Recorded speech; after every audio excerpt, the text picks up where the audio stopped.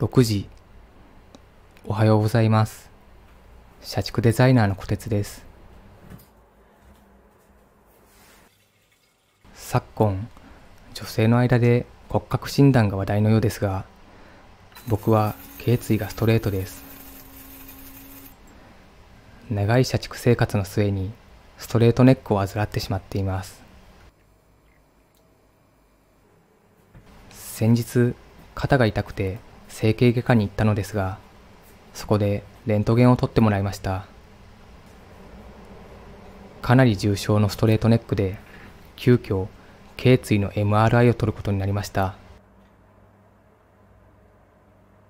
ストレートネックとはこんな感じで頸椎がまっすぐになっていることを言います。人生初 MRI です。かなり不安です。一応今日は有給を取得して各所に日中対応は難しいことも伝えています。でも仕事は待ってはくれないので、朝からデザイン作業を進めておきます。しかも昨日ワクチンを接種してきたので、腕がめちゃくちゃ痛くて微熱もあります。今日のコンディションはかなり悪いです。9時。作業を一旦終わらせて、そろそろ病院に向かおうと思います。今日は少し暑かったので、パーカーは脱いで T シャツにジャケットだけにします。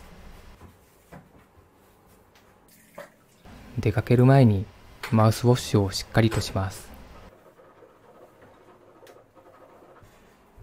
では、行ってきます。お昼過ぎには帰ってこれるかと思います。まさかこの年で MRI を取ることになるとは思いませんでした。学生の頃から作業中の姿勢は良くなくて、油断するとこんな姿勢で作業していることが多かったです。デザインの細かいところを見るときは前傾姿勢になったりもしていたので、首に負担がかかっていたのかもしれません。9時50分。いろいろ原因を考えているうちに病院に到着しました。受付を済ませて呼ばれるのも待ちます。周りの人は40代、50代のお金持ちそうなマダムが多かったです。あとはサラリーマンもちらほらいました。10時30分。ここからは撮影できなかったので、イラストを交えながらお伝えします。しばらく待つと呼ばれて問診を受けました。体の不調をここでは話しました。そして閉所恐怖症があるかどうかも聞かれました。MRI を取るときは狭い空間に入るので、閉所恐怖症だとかなり辛いようです。問診が終えたら更衣室に連れて行かれました。ここでもお医者さんから説明を受けます。アクセサリーはつけていないか、体内に金属は埋め込んでいないかなど、事細かにチェックシートを見ながら確認します。ベルトなどの貴金属は外してから検査室へと移動します。MRI 室の前でしばらく待ちます。目の前に重厚な鉄扉があって、電磁波発生中とデカデカと書かれていました。今からこの部屋に入るのかと思うと気が重いです。ついに自分の番が来ました。人生初 MRI です。最初に台に寝転びます。そしてヘッドホンを装着して頭は動かないようにクッションみたいなもので固定します。その上に透明のカバーをかぶせられました。そして気分が悪くなったらこれをギュッとしてくださいと干し柿みたいなやつを手渡されます。これを握り込むとお医者さんに知らせられるようです。検査は20分かかるみたいです。思っていたよりもかなり長いです。準備が完了したら MRI の中に収納されます。最初は少し目を開けていましたが、狭くて密室に閉じ込められているのが苦しく感じたのですぐに目を閉じました。真っ白の空間で精神と時の部屋にいるような感じです。ヘッドフォンからはクラシック音楽が流れていて少し気持ちが和らぎました。そしてここから頸椎の撮影が開始します。工事をしているような騒音が鳴り響きます。さらに連続した電子音も鳴り響きます。きっと電磁波が体を輪切りに連続撮影しているんだなと思いながらじっと耐えることにします。この時、なんとなく首筋の内側が暖かくなっているような気もしました。電磁波を大量に浴びていると思うと怖かったです。電子レンジの中に入れられたような気分です。この状況を20分耐え続けて、ようやく MRI が終わりました。現実に戻ってきました。またロッカー室で着替えて、受付でしばらく待ちます。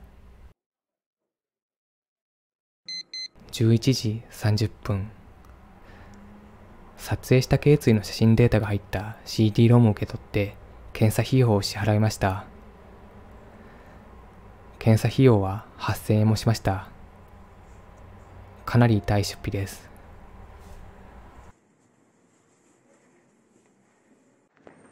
次に整形外科へと向かいます。撮影した写真を渡して頸椎の状況を確認してもらいます。11時45分。整形外科に到着しました。受付で CD ロムを手渡してしばらく待合室で待ちます。ここも写せないので引き続き写真やイラストで説明していきます。12時、ついに自分の番が来ました。ここから撮影した頸椎の写真を見ながらいろいろと説明を受けました。状況としてはあまりよろしくないみたいです。今写しているのが僕の頸椎の状況です。神経には通り道があって、その通り道は袋状になっています。この袋の白い箇所が髄液となっていて、神経がぶつからないように保護してくれているみたいです。でもストレートネックだと骨がきれいなカーブを描かず、この袋が狭まっている箇所ができるようです。この緑の線の箇所を輪切りにしたのが右の写真です。神経が楕円になって交わしているのがわかります。見てみると狭いところは髄液の隙間がほとんどなくて、通常は3ミリあるところが僕は 0.5 ミリみたいです。なかなかギリギリを攻めています。視覚化すると危機感が一層増します。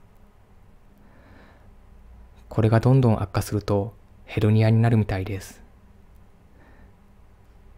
悪化しないように改善していこうと思いました。お医者さんからは、とにかく姿勢を意識的に良くしてください、とのことでした。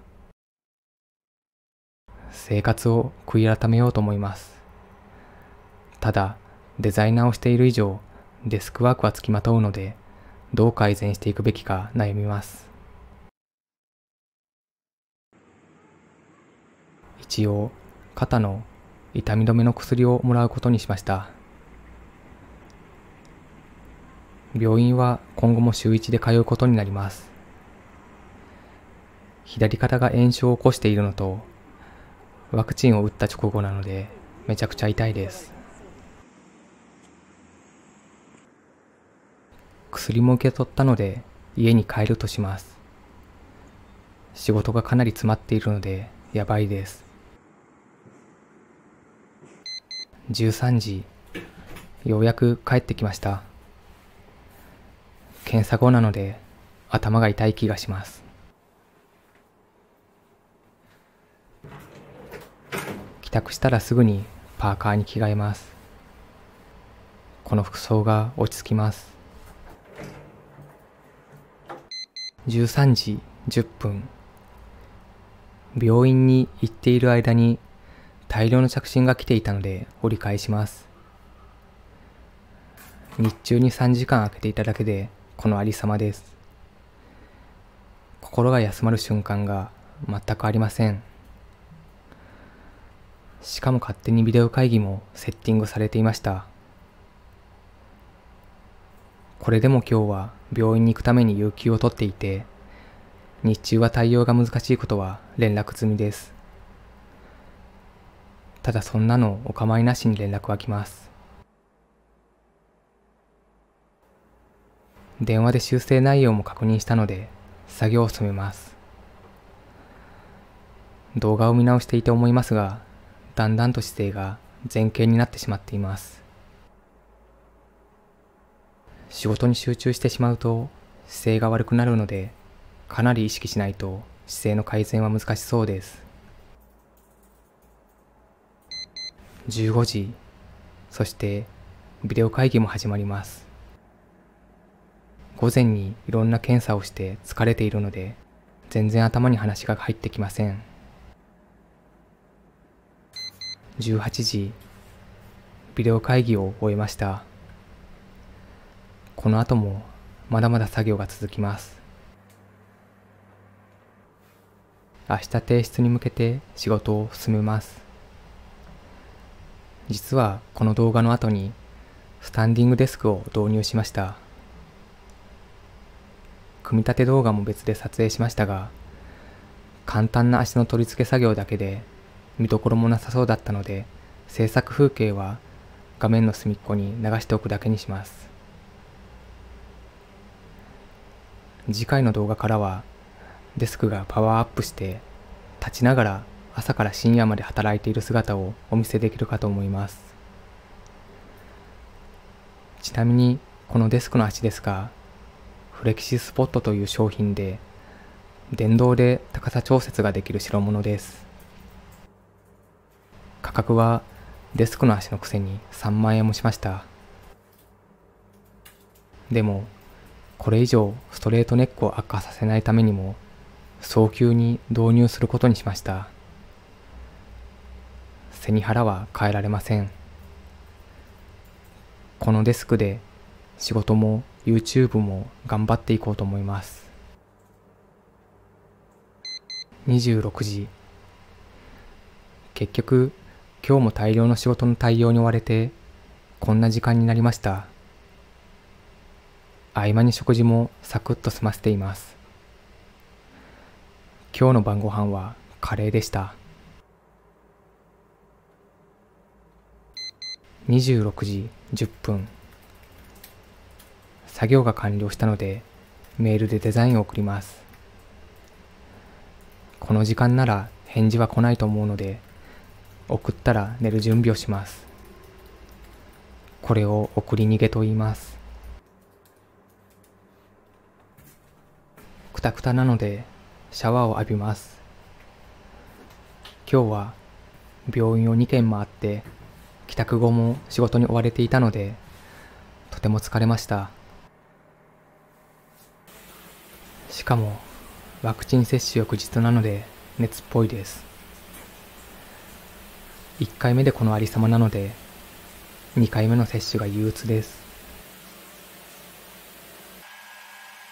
シャワーを浴び終えたらドライヤーをしながら歯を磨きます。早くベッドに横になりたいです。26時30分。念願のベッドです。ストレートネック対策で買った巨大な枕に頭を乗せます。首が枕に沿っていて気持ちいいです。そしてモニターアームにスマホをセットします。このまま YouTube で動画を見ながら心を無にします。27時。しばらく YouTube を楽しんだ後に眠りへと落ちました。おやすみなさい。本日もご視聴ありがとうございました。